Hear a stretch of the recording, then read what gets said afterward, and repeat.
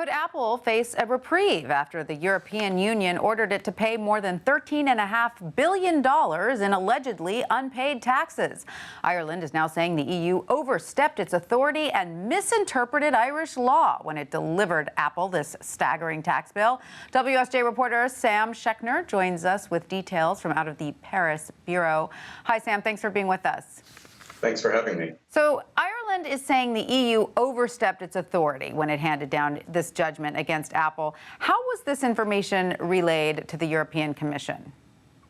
Well, Ireland has filed an appeal of this decision, which was first issued in August, as has Apple. Apple actually just today filed its appeal, arguing that the EU essentially misapplied EU law and came to a pretty absurd result in their point of view, that all of, or nearly all of, Apple's overseas sales should be attributed to Ireland. And so both of them have appealed this ruling.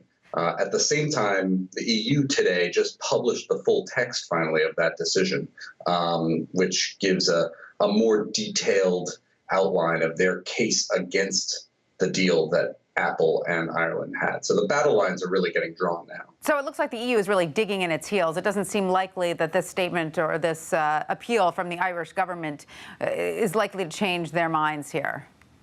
No, I think that the EU always expected an appeal from both Apple and Ireland. This is a case that they've been building, and they said from the get-go that they were building it to withstand a court appeal. Right. So I think people should get their popcorn ready and assume this is going to Europe's top court, the Court of Justice in Luxembourg eventually, although that might take, that process could take a couple of years. Let's get into some of the details of the tax law that's being debated here. What is the EU claiming and what is Ireland claiming when it comes to the interpretation of these tax laws? Well, the EU is actually not basing this on a tax law question. They're basing it on EU laws against illegal state aid. The government can't come in and intervene on behalf of one company or a particular industry to help it gain an advantage over competitors.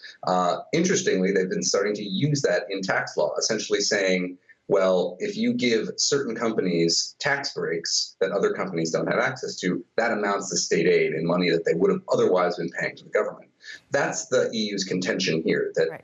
In two deals that they struck with Apple in '91 and then revised in 2007, essentially amounted to that state aid. Now, Ireland and Apple say that that's, essentially oversteps what the state aid rules were meant to do, and that Apple didn't get any special treatment, that the rulings they received were simply interpretations of Irish law as it was at the time. Right. Now, these laws, though, are very forgiving to foreign companies, aren't they?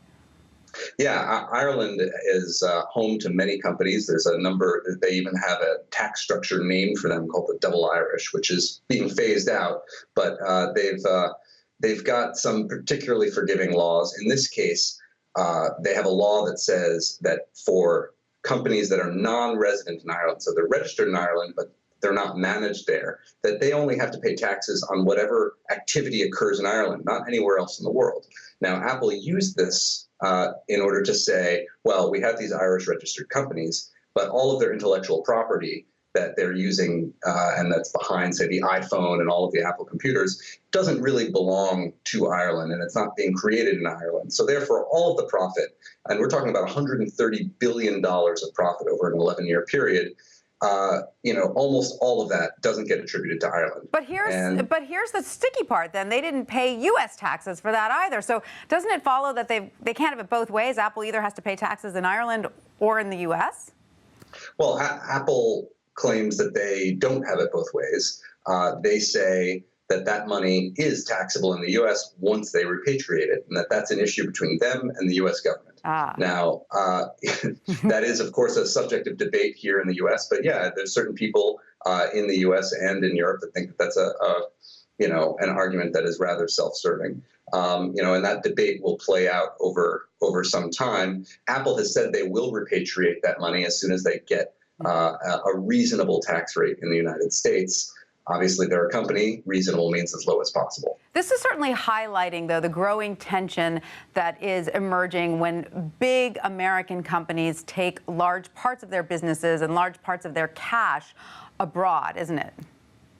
It is a major issue in the U.S. and in Europe. I mean, on one hand, the U.S. Treasury wants to get its hands on some of this money, and there are other companies where there are actually cases about how they've shifted intellectual property overseas, and the IRS is trying to claw some of that back. There's an ongoing case that's pending decision for Amazon, for instance. There have been, other companies targeted by those kinds of audits, and in fact, Treasury says that this is a grab by the EU for money that is due to the United States. So it's highlighting that sort of transatlantic tension. Yeah. And at the same time, there's an international effort afoot to try and squeeze out these imbalances, because Apple is taking advantage of a mismatch, essentially, between U.S. and Irish law. According to the U.S., this money is in Ireland. According to Ireland, this money should go to the U.S., and instead it ends up being taxed nowhere. Right. I think, many reasonable people could agree that that isn't necessarily the most logical way that the international tax system should work. Absolutely. Like you said, grab your popcorn. The show is just about to begin. Thank you, Sam, for that. Thanks for having me.